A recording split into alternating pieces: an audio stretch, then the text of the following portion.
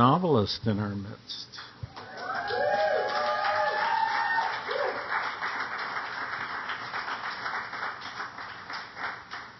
And a young man who helped me on the walk.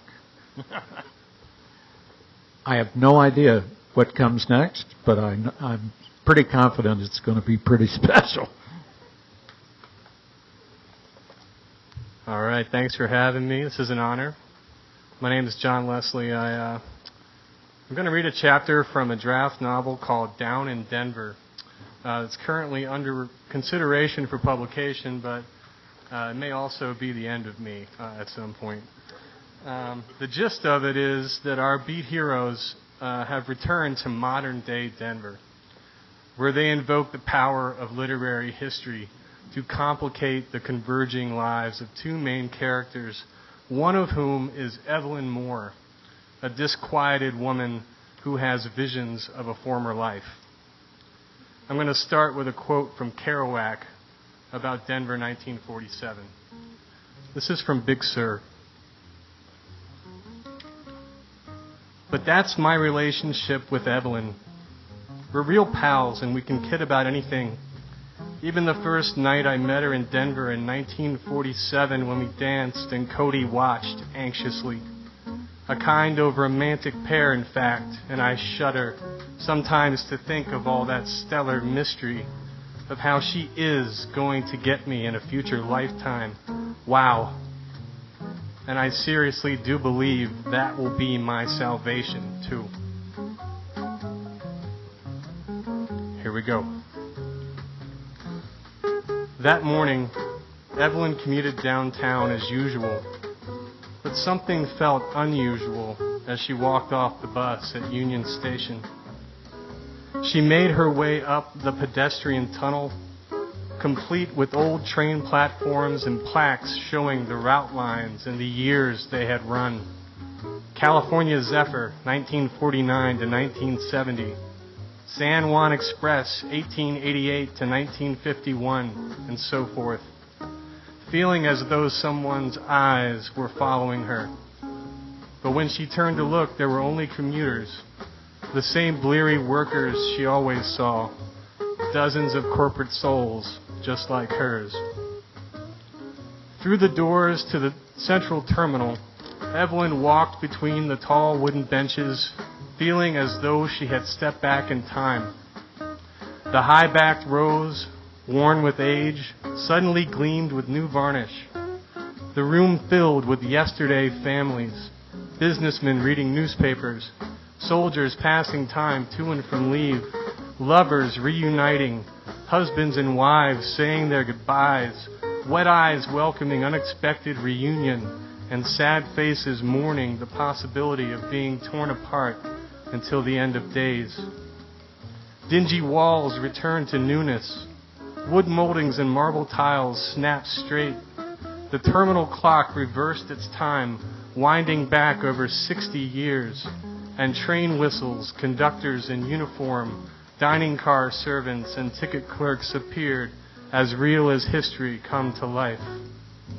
Evelyn stopped in the midst of all this reincarnation, turning circles at the transformation, feeling at once more happy and at home than she could ever remember, when a hand touched her shoulder and she spun to face the source.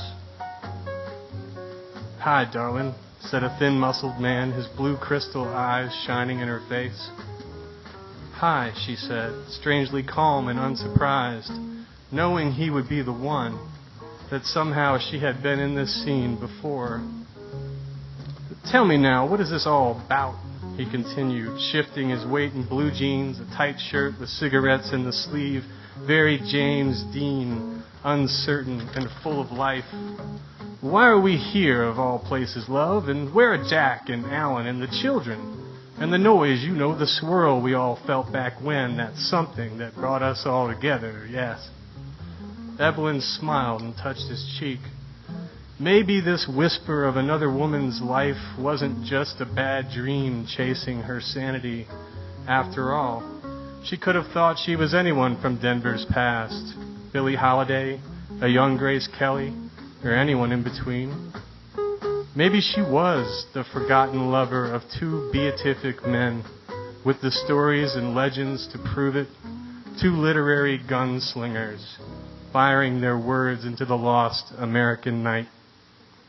Of course, she told herself, she was their girl.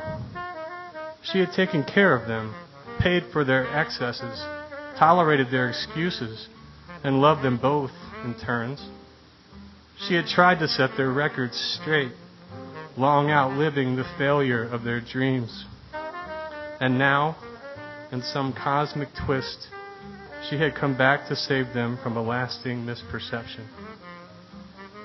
I couldn't say, Neil, my love, she said, accepting it all in a moment, believing this was actually happening for the first time, a patient smile on her face. But we are here, aren't we? There must be a reason. She thought of Jack, sweet, unresolved Jack, who had created Neil's legend but had never embraced his own. Neither of them prepared for the fame or the followers, for the critics who would discredit their words. Riding on a fast road they did not understand, years before Neil fell on the Mexican tracks, years before bitterness and booze took Jack.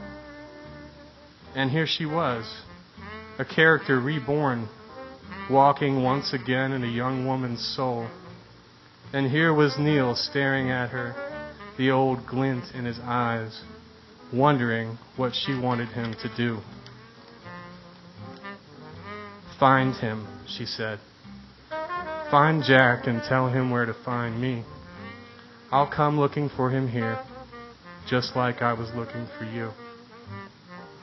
Neil looked out of place with his greasy hair and tapered jeans, half smiling, half frowning, shifting his feet, rubbing his stomach and winking at her. Finally, he nodded. Okay then, he whispered. I'll find Jack for you. He kissed her and set out fast, fading through the terminal doors as the room aged back to present, growing more crooked by the moment, marble cracking and varnish fading on the high back benches, soldiers and families vanishing, a musty smell descending over the room, the decades-old residue of heartbreak and reunion returning to a cavernous emptiness. A new wave of bus commuters crossed the once proud terminal, paying Evelyn no attention, finding no trace of Neil, lost in their smartphones, their desire for lattes, their fear of being late to their cubicles, and their private struggles with the secrets and lies of their hearts. And Evelyn found herself once again in real time, a strange peacefulness in her mind, until a panic struck her and her chest burned hot with the thought, I am insane. Thank you.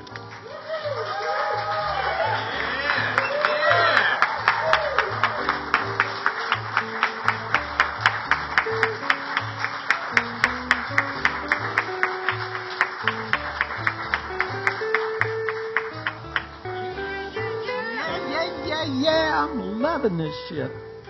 That was wonderful. Thank you.